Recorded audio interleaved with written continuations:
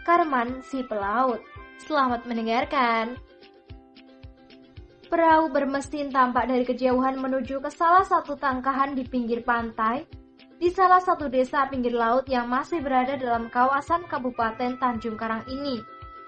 Setelah perahu mesin itu bersandar di langkahan, tampak seorang lelaki setengah baya berbadan kurus dan jangkung melompat ke atas sambil membawa seutas tali, lalu menambatkan tali tersebut di satu tiang pancang agar perahu tersebut tidak terbawa arus ke tengah laut.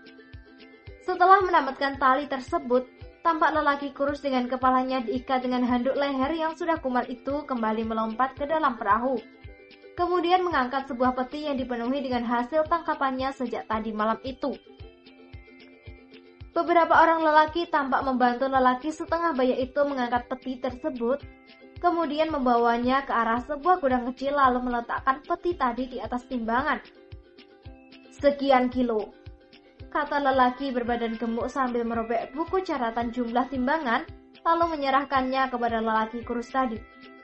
Wah, Pak Karman, lumayan juga hasil tangkapannya hari ini ya, kata lelaki gemuk itu. Alhamdulillah, malam tadi laut sedikit tenang, jadi tidak terlalu sulit untuk membuang pukat. Apalagi aku kan sendirian. Ya, ini sudah lumayan lah, jawab lelaki kurus bernama Karman itu.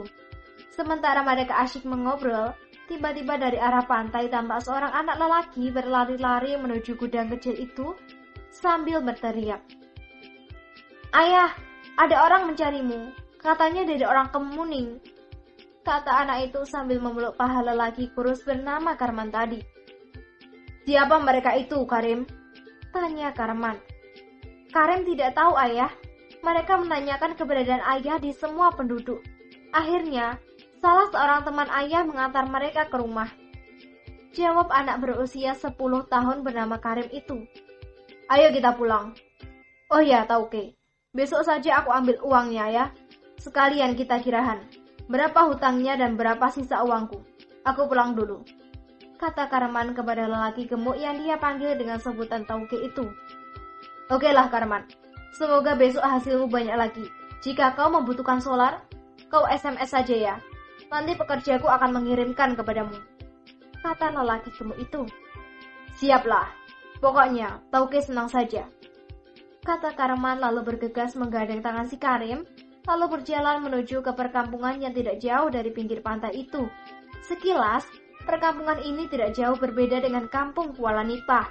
Ini karena perkampungan di sini itu sama-sama berada di pinggir laut. Hanya saja, yang membedakan adalah perkampungan di sini itu lebih ramai, lebih besar, dan tampak seperti kota kecil di pinggir laut dengan beberapa pabrik juga ada perkampungan ini. Karman tampak mengenyitkan kening ketika melihat ada beberapa unit kendaraan roda 4 terparkir di bawah sebatang pohon akasia dan tidak jauh di depan rumah sederhana miliknya. Dengan nada berdebar-debar, dia segera mempercepat langkahnya agar segera sampai di rumah. Assalamualaikum, kata Karman begitu tiba di depan pintu. Waalaikumsalam, kata seorang wanita sambil menggendong seorang anak perempuan berusia sekitar 5 tahun. Sudah pulang, Bang? Tanya wanita itu. Sudah, Mar, jawab Karman. Mar, mobil siapa itu? Tanya Karman heran. Itu mobil orang-orang yang katanya dari kota Kemuning. Mereka mencari abang, jawab Marlina, wanita yang dinikahi oleh Karman sekitar 12 tahun yang lalu. Dari kota Kemuning, di mana mereka sekarang? Tanya Karman. Mereka ada di belakang rumah, Bang, sambil duduk di bawah pohon mangga. Tidak kau persilahkan masuk? Tanya Karman.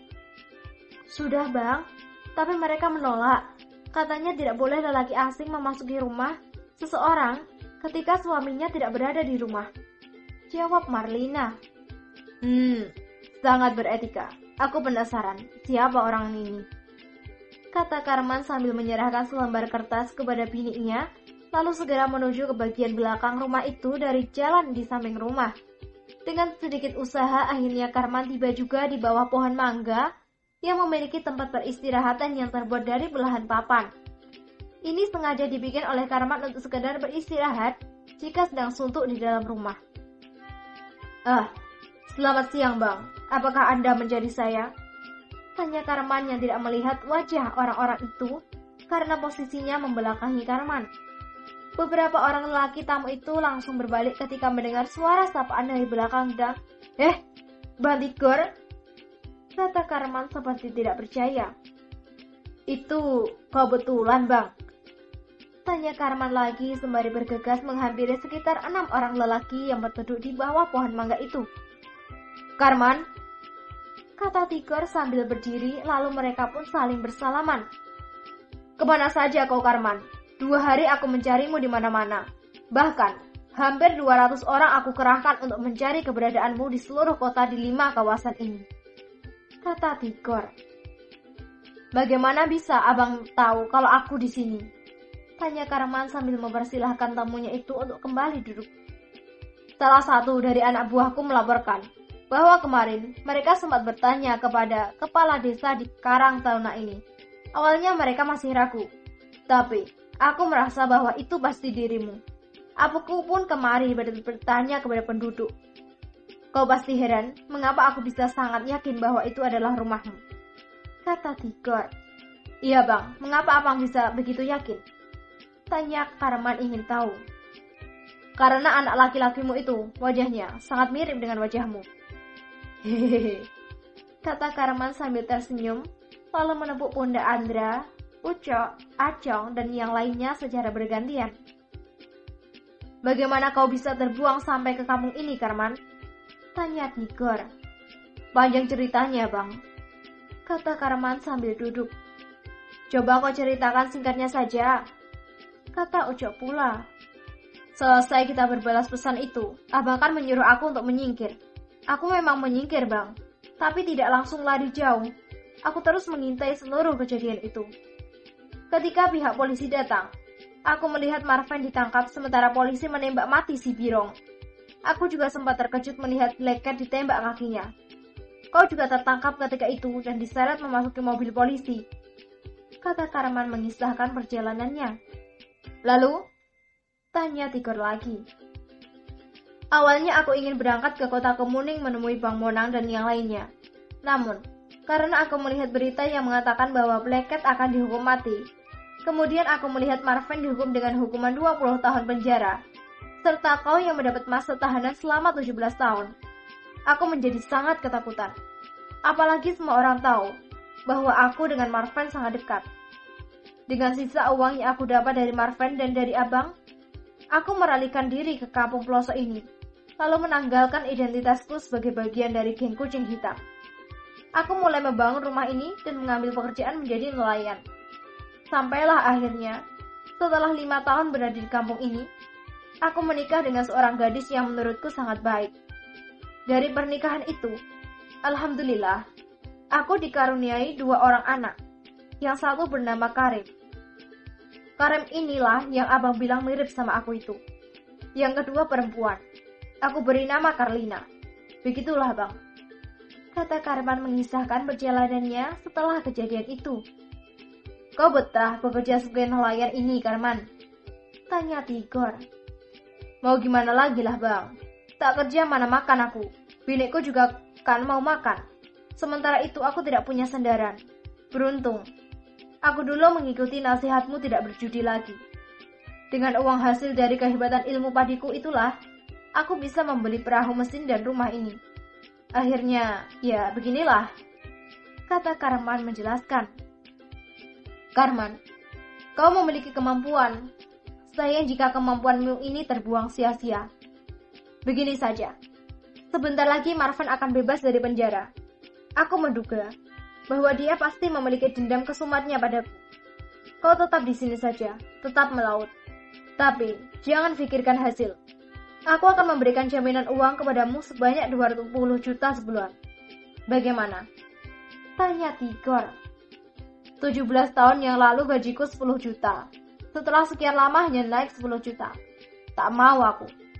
35 juta sebulan, kata Karman sambil tertawa. Sialan kau Karman. Iya sudah, 50 juta untukmu sebulan. Masalah uang, aku tidak pernah perhitungan. Apalagi sekarang bisnis Martin's Hotel dan yang lainnya sangat bagus, kata Tigor. Hehehe, ini baru sahabat lama namanya. Oh iya bang, maksudmu tadi pekerjaan apa? Apa kau ingin aku bekerja lagi untuk Marvin? Tanya Karman. Sangat benar sekali, namun kau jangan mencari dirinya. Biarkan dia yang mencari dirimu. Kau tetap saja mencari nelayan agar tidak menimbulkan kecurigaan. Setelah bebas, aku yakin seyakin-yakinnya bahwa Marvin pasti akan mengumpulkan kembali sisa-sisa anak buahnya. Kau juga tidak terkecuali. Terima saja ajakannya untuk kembali bekerja, dan jadilah mata dan telingaku di sisinya. Bagaimana? Tanya Tigor. Baiklah bang, ini karena kita adalah sahabat. Terima kasih karena telah mengingat aku yang sudah terbuang ini. Kata Karman seolah-olah perkataan ini menampar pipi Monang dan yang lainnya yang berada di tempat itu. Maafkan kami Karman, bukan maksud kami membuang dirimu. Namun, kau juga harus tahu bahwa banyak yang harus kami kerjakan setelah Bang Tigor masuk penjara. Kata Monang sambil menepuk pundak Karman. Iyalah, aku ngerti kok. Tidak apa-apa, kata Karman.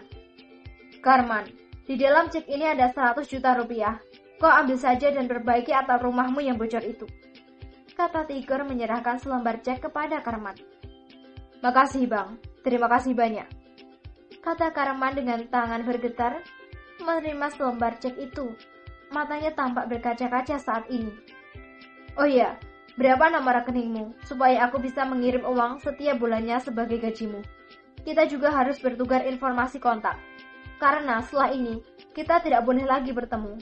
Aku khawatir, rencana kita akan rusak karena ini. Kata Tigor.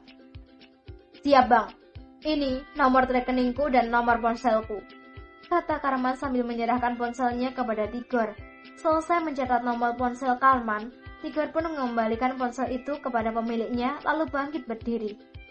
Karman, kami berangkat dulu untuk pulang ke kota Kemuning. Masih banyak yang harus dikerjakan, kata Tigor sambil memeluk lelaki kurus itu. Hati-hati di jalan bang, kata Karman pula. Loh bang, apa tidak minum dulu? Aku baru membuatkan kopi untuk kalian, tegur seorang wanita ketika melihat Tigor dan rombongan berjalan ke arah mobil. Terima kasih adik ipar, kami masih banyak pekerjaan yang harus diselesaikan. Kapan-kapan kalau sudah tenang, datang saja ke Martin's Hotel. Kalian bebas keluar masuk di hotel itu, kata Tigor sambil menyerahkan sekeping kartu VIP member kepada wanita itu. Kartu apa ini? Aku tidak mengerti, kata wanita itu sambil menyerahkan kartu VIP member itu kepada suaminya. Kau mana mengerti ini? Taumu kan uang tunai, kata Karman. Baiklah Karman, dan kau adik ipar, kami pamit dulu, kata Tigor lalu segera membuka pintu. Tak lama setelah itu, rombongan mereka pun bergerak meninggalkan rumah Karman menuju kembali ke kota Kemuning. Halo para pendengar, episode